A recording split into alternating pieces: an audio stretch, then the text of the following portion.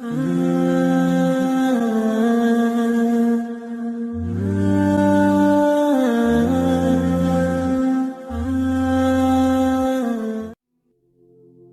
کی شوخیاں، شرارتیں، منمانیاں اور غیر ذمہ داریاں ماں باپ کے گھر ہی ہوتی ہیں۔ سسرال میں عورت کی تربیت اور صبر کا امتحان ہوتا ہے۔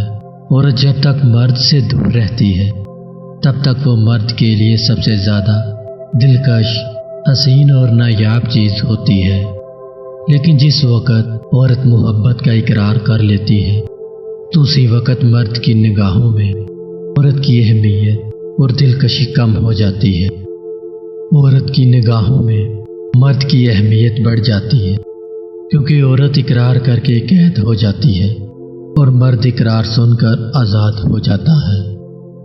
وہ جھونپڑی جہاں عورت مسکراتی ہے اس عالیشان محل سے بہتر ہے جہاں عورت روتی ہے۔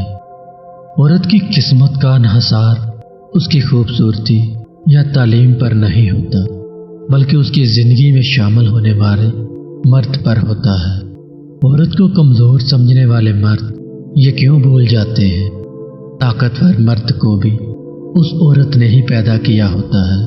عورت کو کوئی کام نہیں تھکا پاتا جتنے اس کو رویے تھکا دیتے۔ عزت عورت کو دیے جانے والے تحفوں میں سب سے زیادہ اہم تحفہ ہوتا ہے، مگر اتنا قیمتی تحفہ دینا ہر مرد کے بس کی بات نہیں۔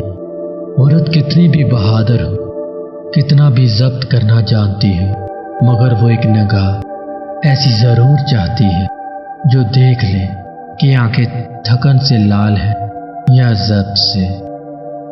عورت کو محبت کم دو گے تو وہ سمجھوتا کر لے، لیکن عزت کم دو گے تو وہ اندر سے مر جائے گی، پھر چاہے لاکھ کوشش بھی کر لے وہ دل تک نہیں پہنچنے دے گی۔